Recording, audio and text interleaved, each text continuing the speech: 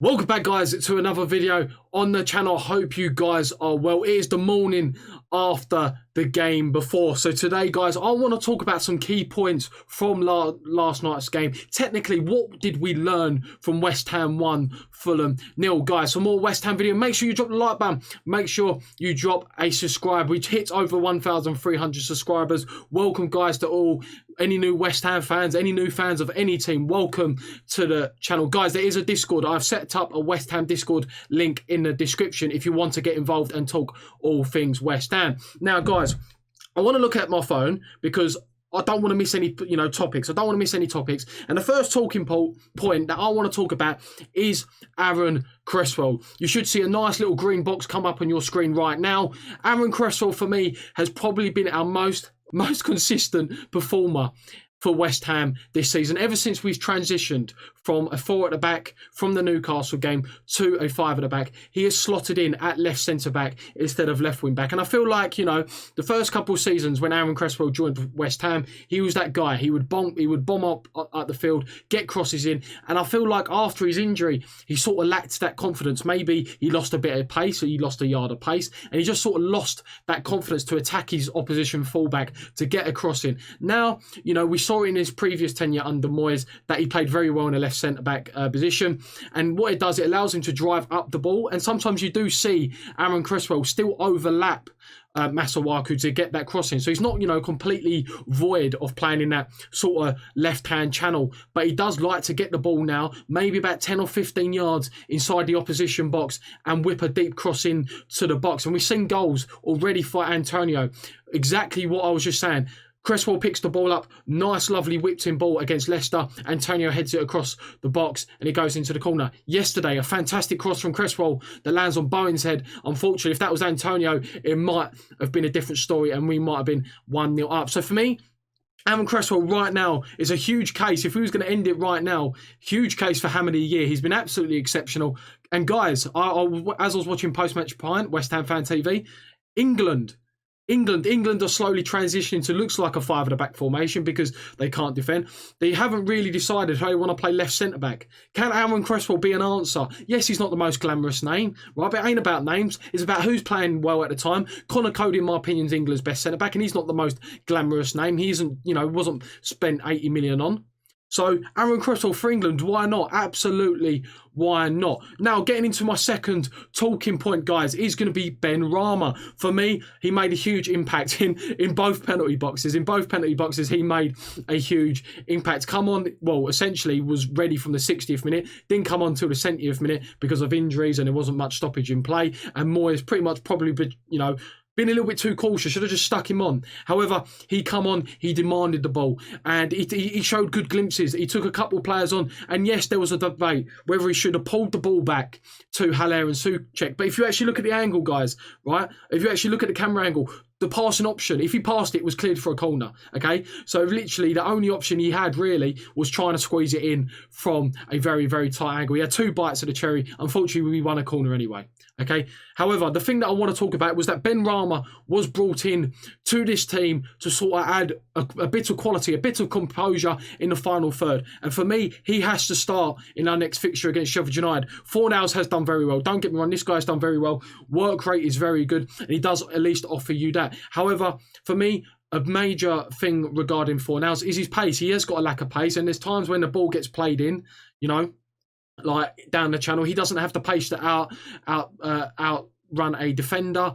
And at least Benrahma, who is quick, he can do that, but he also can drop deep. He can drop deep, collect the ball in deep situations and tight scenarios, run with the ball, a little bit more physical than Fornals. So for me, the impact that he had, Fornals, judging by previous performances, whilst he has scored and assisted, his decision-making is questionable at times. And would he have shot? Would he have shot for Souček's goal? We do not know. So it's going to be very interesting to see what he should do. For me, guys, Benrahma should start against Sheffield United. Now, the third talking point, guys, the third box on the screen that you're going to see is David Moyes.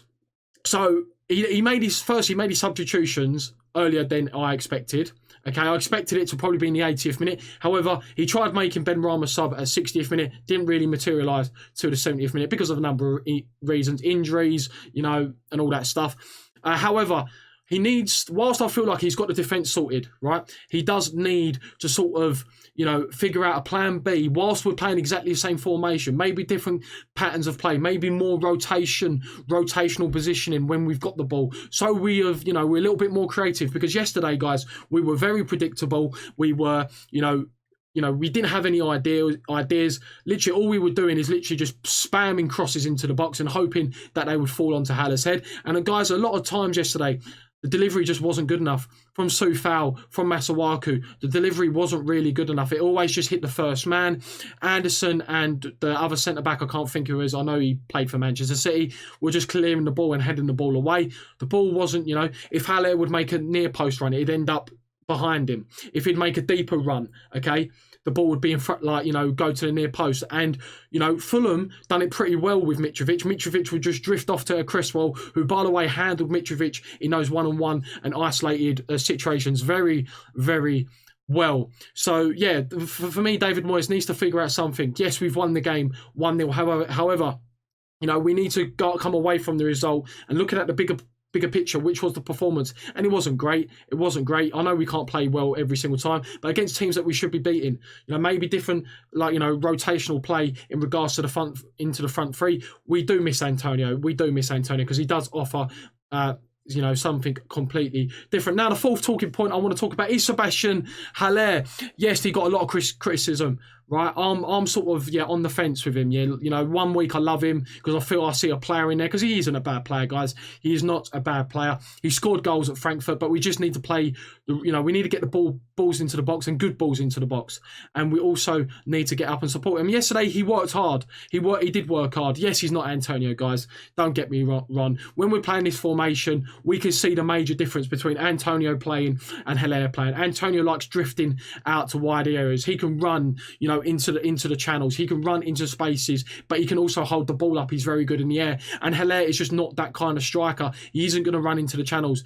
And, you're not going to ask Benrahma to do Declan Rice's job. So don't expect Haller to do Antonio's job. He isn't that kind of striker. He ain't going to run the channels. And for me, he was better yesterday. He was better. Now, the talking point is, should he start against Sheffield United? For me, I would start him against Sheffield United, because I'd like to see how, if Benrahma can get close to him, if Benrahma can, get close to him, sort of play 1-2s off him, just being in and around Haller, how he would be, if we can get close to him. Because there was a couple of situations yesterday.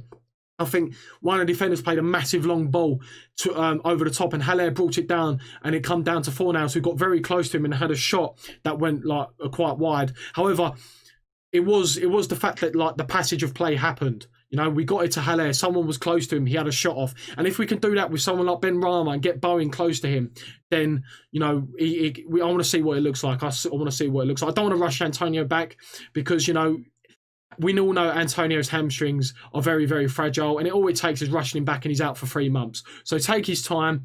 We've got an international break right now, so let him further, get recovered, further recovery for Antonio. So for me, Haller to start against Sheffield United, Benrahma to start. Hopefully those two can sort of, get a relationship going, because it could be a good one. Now, the final talking point that I want to talk about, guys, is, I actually want to look at it, is defensively. Okay, I almost forgot. Defensively. I feel like defensively we are looking very, very good. We've got quite a few clean sheets now. Leicester, Wolves. And whilst we have conceded a couple of goals against the top teams, like Tottenham, we conceded 3. We conceded 2 against Liverpool, right? We conceded 1 against Man City. That's expected. However, you've got to admit, on the whole, we do look a lot defensive. We look at defensively better.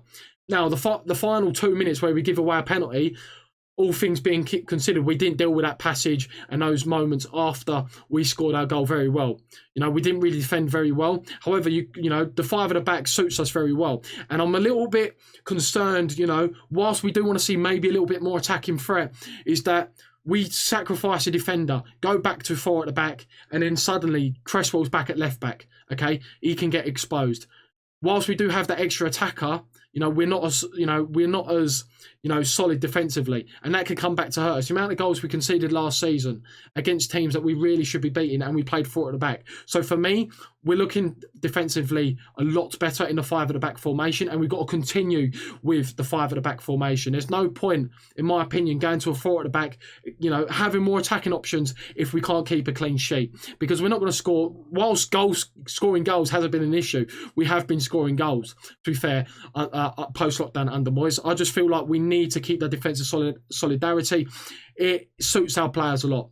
It suits Aaron Cresswell. He's had to adapt his game, slotting out a left centre-back. It suits Arthur Masuaku. Guys, it's no coincidence, that Cresswell's been a lot better. Masuaku's been one of our best players as soon as we've changed formation. And he done it under his previous tenure, Moyes, where we went to a 5 at the back formation. You saw Declan Rice when he was coming through, the first team, when he first started breaking through. He was almost like a right-sided centre-back. So for me, we've got to stick with his formation. However, we can work defensively. I feel like it's good. Now, what we need to do is how are we going to break teams down going forward? Rotational play, maybe different combination of players. Maybe Benrahma instead of Fornals, because, Fornals can sort of drift in and out of games. Yesterday wasn't his greatest game, but he does offer you continuous work rate. So, guys, that is going to be the main talking points from West Ham 1, Fulham 0. What we learned, that's what I learned. Guys, let me know in the comment section down below what you guys learned from those.